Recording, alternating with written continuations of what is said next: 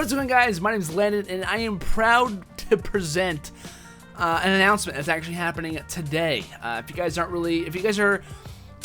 it, if you guys don't know about it, I'm going to give you guys as much information as I possibly can in preparation for what is to come today, because, ladies and gentlemen, it is time. If you guys are curious what I'm talking about, basically today, at this very moment, it's getting ready to happen soon, so if you're not there, get over there right now, you freak. I'm sorry, I didn't mean to be rude, but still, today, there is going to be a Call of Duty Esports briefing. If you are lost, do not worry, because I am here to save you, to help you. If you guys know any information about this at all, because I've been getting a lot of tweets, like asking all kinds of questions, like when is it going to happen, why is this happening, where's it going to be at, and I'm going to give you guys all of that for information in this video. A lot of graphics will pop up on the screen, I'm sure, because Landon's really good at editing. I'm not really good at editing, for the record. But like I said, the esports live stream and press briefing, Call of Duty Black Ops 3 will be presenting a Gamescom presentation on esports only. So every year there's actually it's an event called Gamescom. If you guys are familiar with E3, it's basically the same thing in a sense, but kind of for like the EU.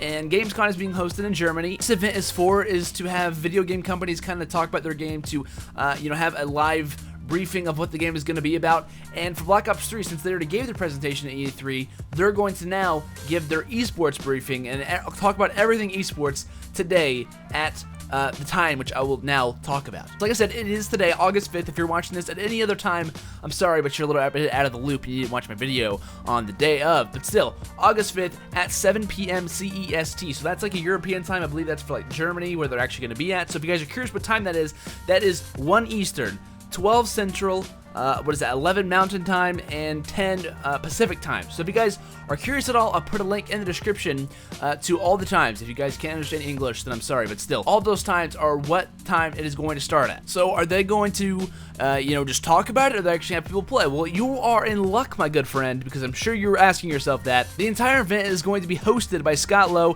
Activision's communications manager, and I believe David Vonderhaar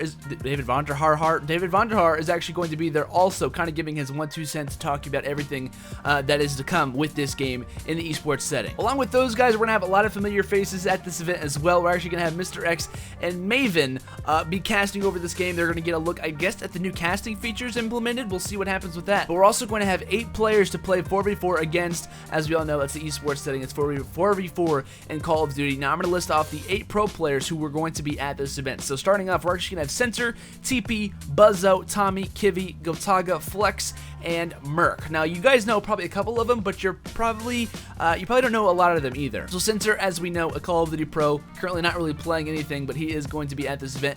TP, a player for TCM right now. Buzzo, I believe, is an Australian Call of Duty player.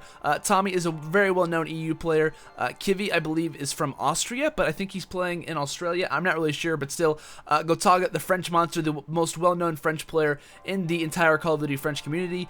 Flex, who I believe is from Spain, or a well-known Spanish type of community person. And we all know Merc, Joey D, Handsome Merc, also going to be at this event as well. So we got a pretty good lineup. A lot of people were wondering why Optic Gaming players aren't going to be there, or FaZe players. I don't know, but I am incredibly excited. Whenever they announced this on Twitter, I was probably, I don't know, I'm not going to say how loud I screamed, but it was very high-pitched, and it was very loud, and I probably woke up everyone who might have been asleep. I don't really know, but still, I am very excited about this event. Now, what I'm going to talk about, as you guys know, a lot of the information behind this event, I'm going to talk about some of the things that we could possibly see at this event turn up. So some of the things that could possibly be mentioned, a lot of things that could be to come. So I'm going to go and give you guys that list right now. The first thing that I'm going to mention that I want to see at this esports rail, and also that we could see, is definitely something that Call of Duty is revolved around, and that is LAN events. I want to see them talk about LAN events. ESL is actually hosting this entire thing, and it's also going to be on Twitch. I kind of forgot to mention that, but twitch.tv/Call of Duty. I'll put a link in the description, but still, this is going to be hosted by ESL. This is a very, very well-known Call of Duty company in the past. They work on all kinds of other esports. They are probably one of the most known event organizations in the entire world, I guess you could say, hosting CSGO, all kinds of different events. Now, there have been a couple rumors saying and going around that MLG will not be the main producer of Call of Duty next year. ESL could step in. Maybe they could, add in their own league. Maybe they could add in, their own events, which I would be so stellar for. Not that I don't like MLG, but still, we always have to have that little bit of difference, because while MLG is great, ESL could also provide us, different wavelengths, more viewership, more opportunities. We can maybe see a lot of events on Twitch this year year if this partnership does end up happening. But along with the partnership does come a lot of major championships, which we could see Call of Duty championships be announced again on the PS4. Could possibly happen. We could see the partnership with PS4 officially announced now that the game is a primary console for the PlayStation 4. We could see competitive kind of announced in that way also. So a lot of things revolved around that, but a lot of these events are going to be important with that also. So we could see Call of Duty champs announced in some way with ESL, the main person hosting the event. The possibilities are endless for this entire briefing, because this is probably going to be one of the most in-depth events of all time. This could also be probably one of the biggest moments in Call of Duty Esports history, which, like I said, is going down later today. So this is some big stuff that we're talking about, and some major things that are going to affect the Call of Duty scene for the next year, or even the next couple of years. So along with the possible events that could be announced, I really hope that they announce a possible crowdfunding option. Now, if you guys know what crowdfunding is, it's basically an option to have the crowd who plays the game, the fans, fund the championship total, in a sense. Now, if you guys are familiar with what Dota 2 is, the TI5, the International, is going on right now, and that is an $18 million prize pool, and it's just continuing to grow, and that is all coming from what is called crowdfunding or crowdsourcing. Now, I'm not going to explain it all in a very thorough way. If you guys are curious what that is, I'll put a link in the description to a video that I made all about it. But what it is, it's basically something in the game that you buy, and a certain total of that money goes to an esports prize pool as a total, which could mean up to 2 million, 3 million, 4 million, even 18 million maybe in the future of possible prize pools for these players to compete for. So I'm really hoping that we can maybe see something like that. Another thing that I hope that they announce is also some of the maps, maybe the competitive map design around the entire thing. I would really like to see that. 3 lanes is what David Bondenhar says he likes. That's what a lot of competitive maps are based on. Even Dota 2 is based on having 3 main lines of sight, or 3 main lanes in a map. Call of Duty is known for having 3 main lanes in Black Ops 2. So I'm really hoping that these maps are made for competitive. I'm really hoping that they can, maybe kind of convert themselves to that way if they're not already. So competitive map design is a very, very important feature that I hope they announce. Another thing that I'm actually involved with is casting. If you guys know, I'm a Call of Duty caster in some way.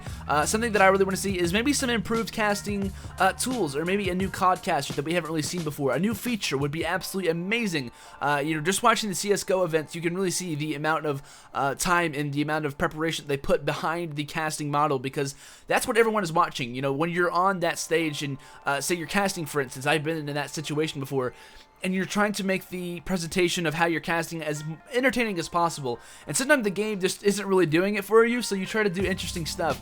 And in Advanced Warfare and Ghost, you didn't really have that option.